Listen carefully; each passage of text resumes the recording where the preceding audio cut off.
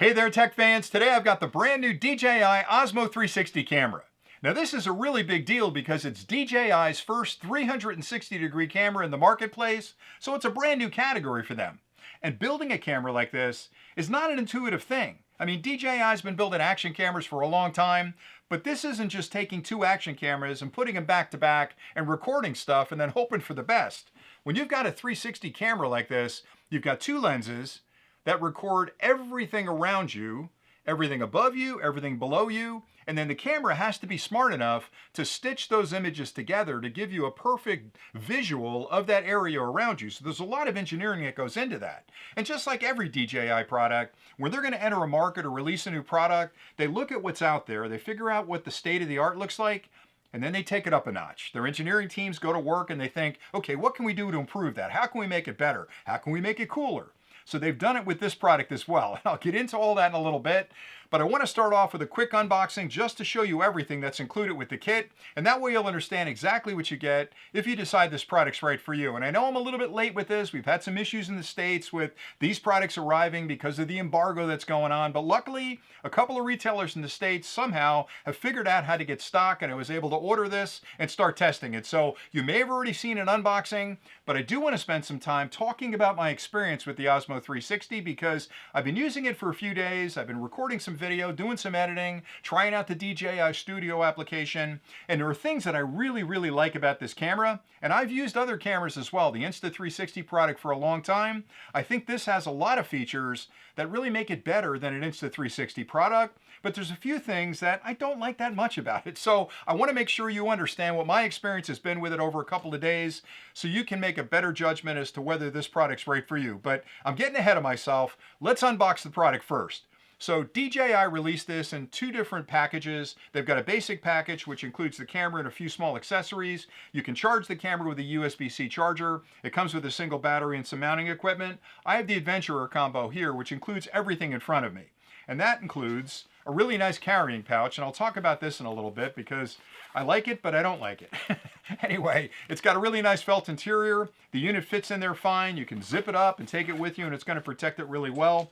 It won't protect it against impacts, but it'll protect it against scratches, and I'll talk again about that a little bit.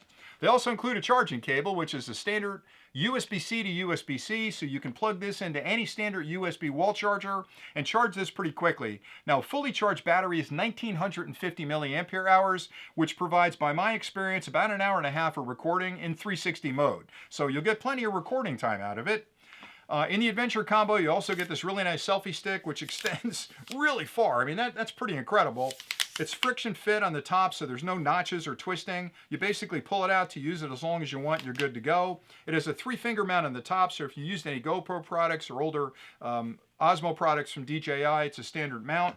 They've got a magnetic clamp on the bottom for the camera, which fits on the selfie stick. It really fits on any 3-finger mount you've got, so that's really nice. What's really cool too is that on the bottom of the camera you've got a 1/4" 20, so you can use a standard magnetic mount like this, which clips on, or you can use the 1/4" 20 on the bottom if you've got a standard tripod. So they give you a lot of flexibility there.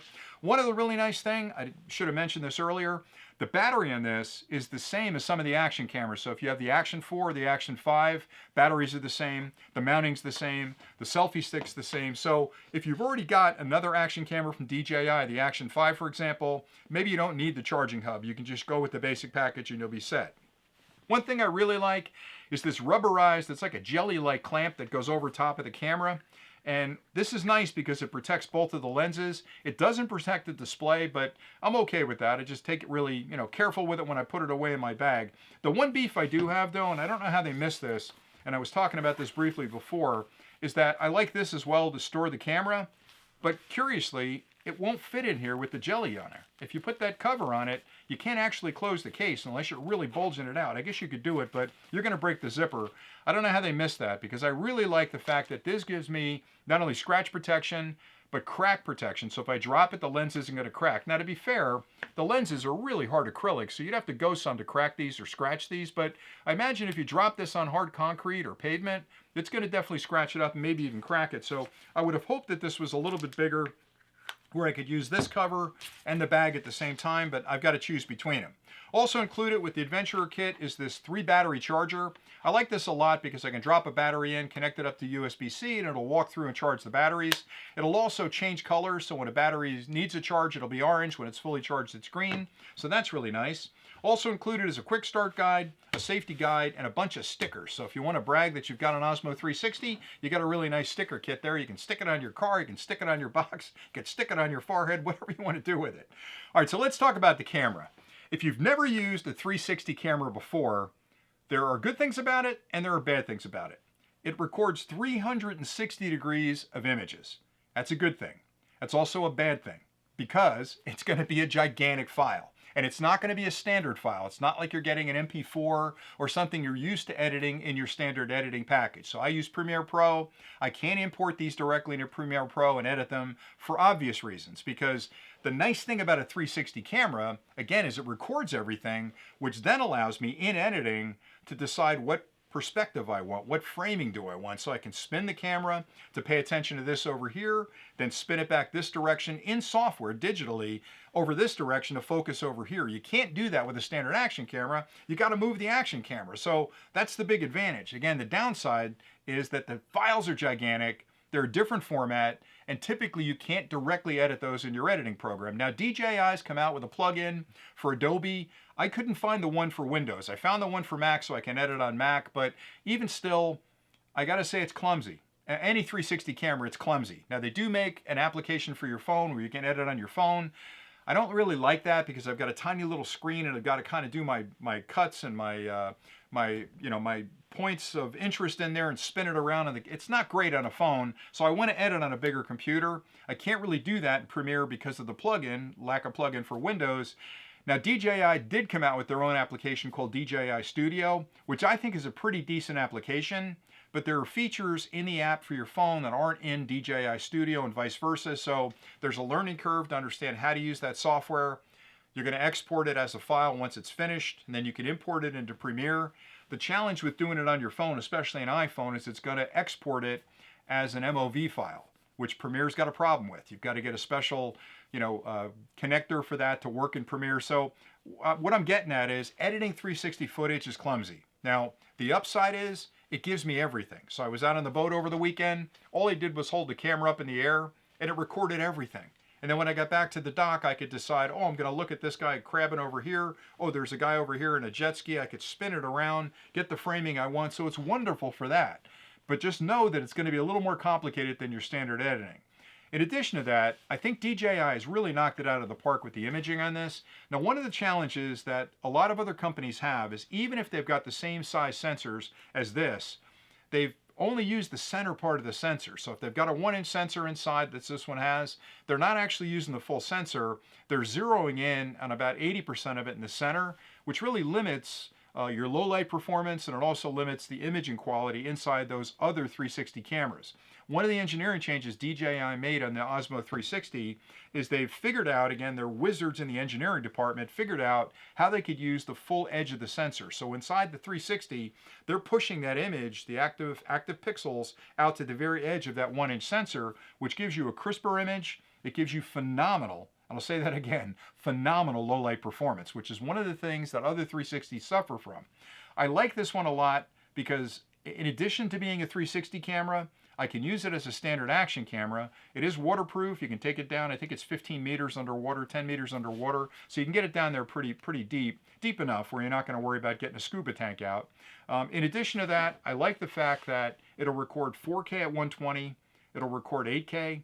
So you can record 360, you can record one view this way as an action camera. I can also do a 360-degree picture, which again is great because in editing I can spin it to where I want and then take that screen grab and I've got a beautiful picture there. So in a lot of ways the 360 cameras I think have a ways to go. I think they're getting better. I think the editing software is still a challenge for most people. I know it was for me. Maybe you guys had an easier time with it, but it took me a while to kind of figure out what's going on inside the editing software. I'm not a fan of the fact that I use a standard workflow today where I import the images, open up Premiere, get in there, do my editing, and then export it. I can't really do that yet. The plugin's coming for Windows. Maybe it's out now by the time I post this video, but that would be really nice when I can import it directly to Premiere. Hopefully it gives me some controls in Premiere where I can pick the framing and actually do my editing in there. I'm not a big fan of, of setting points in there that I've got to edit against on my phone. I really like to have it on a big screen where I can get in there and see exactly what I'm doing. So for me, I think it's wonderful. I think if you're looking for a 360 camera, this one to me, comparing it to my Insta360s, which I have every version of, I find it easier. I really like the larger screen right here. No, the new latest 360 from Insta has got a bigger screen, but I like the larger screen. I can easily frame things and spin things around as I need to, so that's a benefit. I really like the mounting, again, that I can use with my Action 5, and I can use it with the 360. So DJI's done a lot to sort of flesh out this ecosystem of their action cameras in general. I like that it's waterproof, but in general, I would have to say that if you're going 360, probably the best one on the market today. But if you haven't gone 360, it's going to take some adjustments. And like I said, it's a blessing and a bit of a curse because there is a learning curve and the editing is a bit clumsy still today. But overall, phenomenal. And I will have other clips posting soon showing you examples. One thing I really like, and I'll end with this, is that in the software on the application on your phone, you can actually set a point of interest in a 360. You've recorded a 360. You set a point of interest, maybe my face, and it'll digitally track you in the editing software wherever you move, anywhere in that 360 bubble.